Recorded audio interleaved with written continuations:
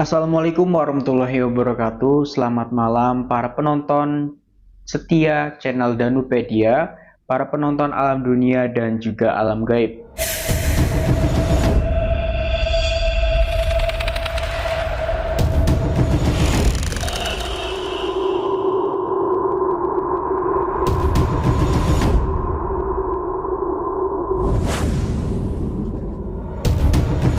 Gimana kabar kalian? Mas Danu harap kalian baik-baik aja. Kali ini Mas Danu sendirian, tidak ditemani oleh Mas Sugeng ya, karena Mas Danu di sini akan membahas seputar tempat mistis yang ada di sekitar kita. Dan tempat mistis kali ini tidak ada di daerah ya. Jadi kalau kalian berpikir jauh-jauh ada di daerah Jawa atau di daerah Sumatera atau daerah-daerah lainnya, bukan. Tempatnya masih ada di ibu kota Jakarta. Jadi siapa sangka kita pun masih bisa menemukan tempat horor di sekitar Jakarta. Nama tempatnya adalah Desa Lubang Buaya.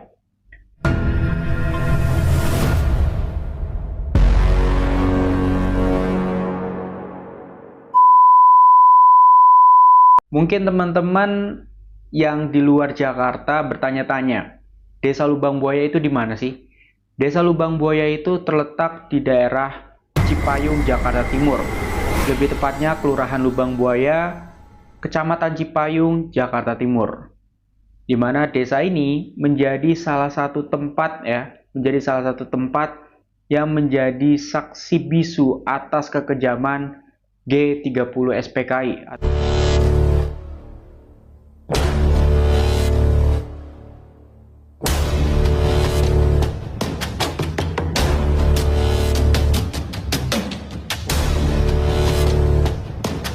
Atau Gerakan 30 September, di mana ada 7 jenderal dan juga 1 perwira yang disiksa dan kemudian jasadnya dibuang di Desa Lubang Buaya. Jadi buat teman-teman yang penasaran, silakan simak videonya sampai habis. Dulunya Monumen Pancasila Sakti ini belum dibangun dan Desa Lubang Buaya tidak seramai sebelum kejadian G30 SPKI. Desa Lubang Buaya pada saat itu masih berupa hutan lebat yang dipenuhi vegetasi pohon karet. Tidak ada jalan aspal pada saat itu, yang ada hanyalah tanah merah berlumpur. Tidak ada penerangan, tidak ada listrik, benar-benar sebuah hutan. Hanya ada beberapa rumah warga yang terpisah jauh antara satu dengan yang lain. Mengenai asal-usul kenapa dinamakan Desa Lubang Buaya, menurut penerawangan yang Mas Danu dapat adalah karena ada seekor buaya putih yang mengalami kecacatan, di mana satu bagian matanya buta, sehingga buaya itu tidak dapat melihat. Tidak sedikit warga saat itu menganggap sakral buaya tersebut, sehingga tidak berani dekat-dekat dengannya. Ada juga yang menganggap buaya itu adalah buaya jelmaan dari seorang petapa yang umurnya sangat tua. Beliau mengambil bentuk sebagai seekor buaya putih. Entah apa yang terjadi dengan buaya itu selanjutnya. Karena hal itulah desa itu dinamakan Desa Lubang Buaya yang bertahan hingga saat ini. Tapi ada kisah lain yang menyebutkan bahwa desa ini diberikan nama oleh Mbah Datuk Banjir. Beliaulah yang memberikan nama Desa Lubang Buaya ini. Menurut pengakuan warga yang diceritakan oleh kakek neneknya, bahwa Mbah Datuk Banjir ini adalah pendatang ke desa ini. Mbah Datuk Banjir memasuki desa ini melewati Kali Sunter dengan menggunakan ketek. Mbah Datuk Banjir sempat tersedot ke dalam sebuah lubang di kali yang ia lewati, namun ia berhasil selamat. Karena wilayahnya masih kosong waktu itu, banyak jin yang tidak suka terhadap kedatangan Mbah Datuk Banjir, termasuk siluman buaya putih.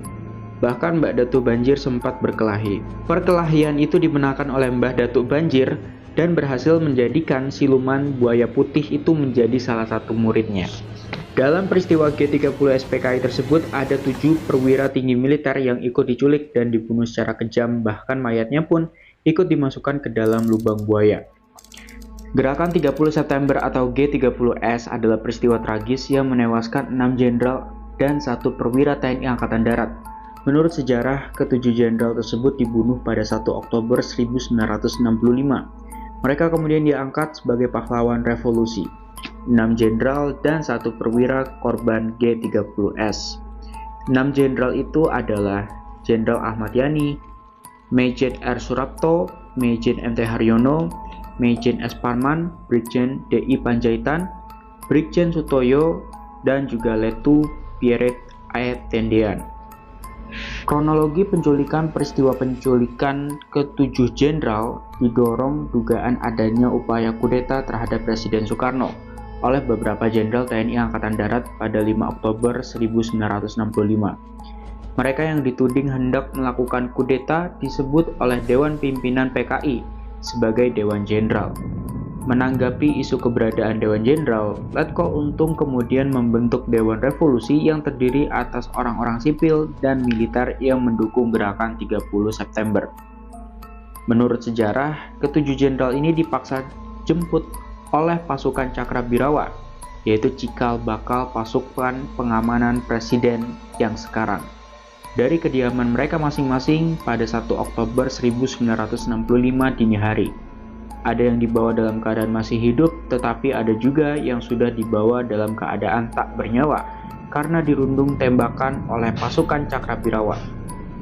3 dari 7 jenderal yang dibunuh di kediamannya adalah Letjen Ahmad Yani, Majen MT Haryono, dan juga Brigjen DI Panjaitan.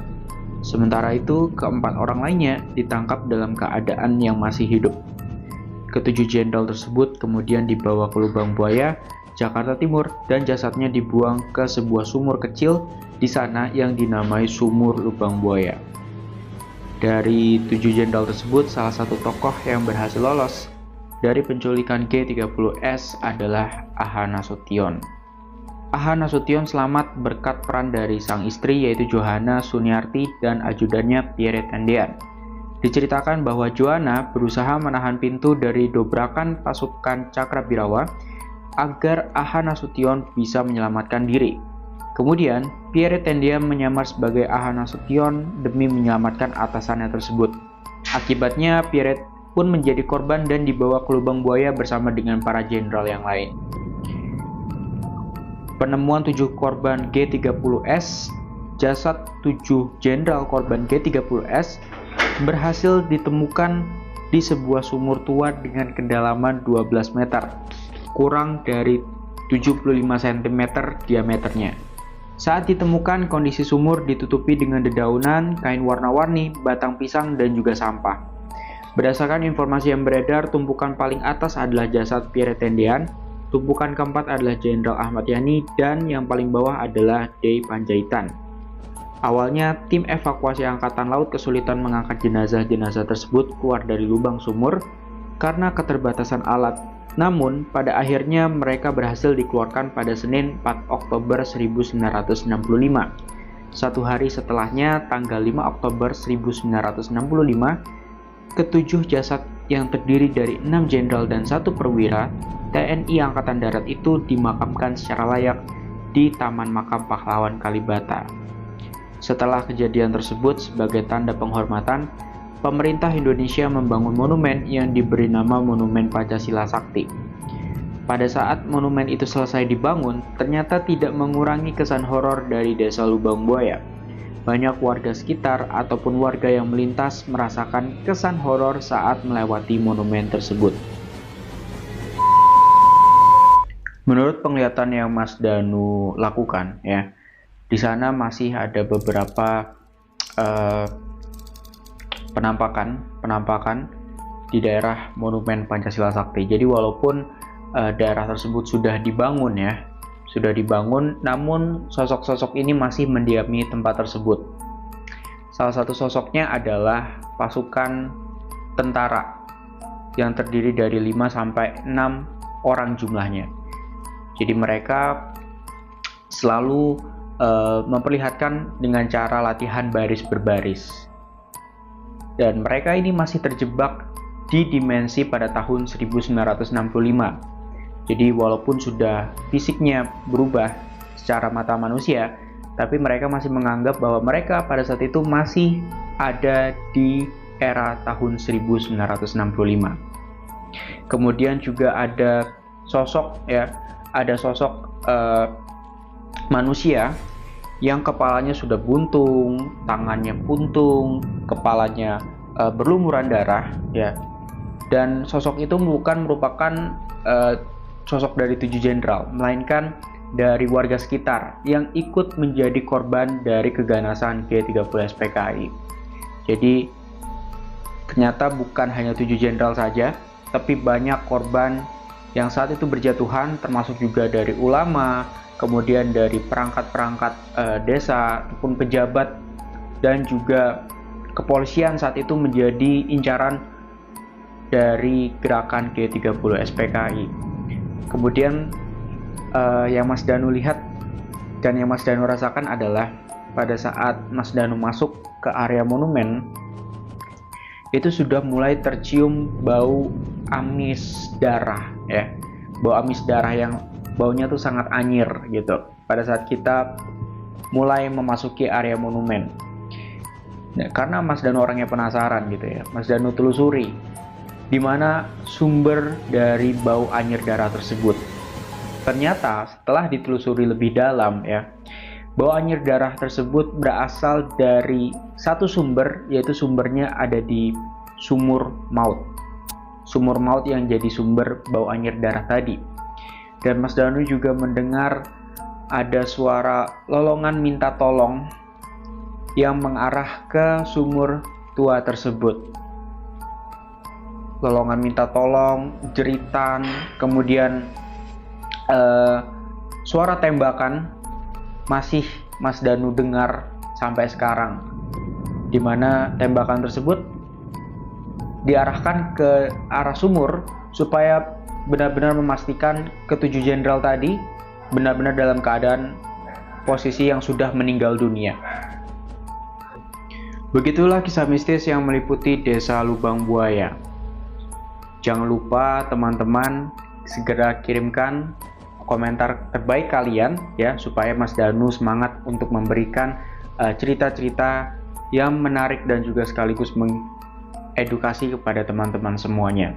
Jangan lupa like, komen, dan juga share. Wassalamualaikum warahmatullahi wabarakatuh.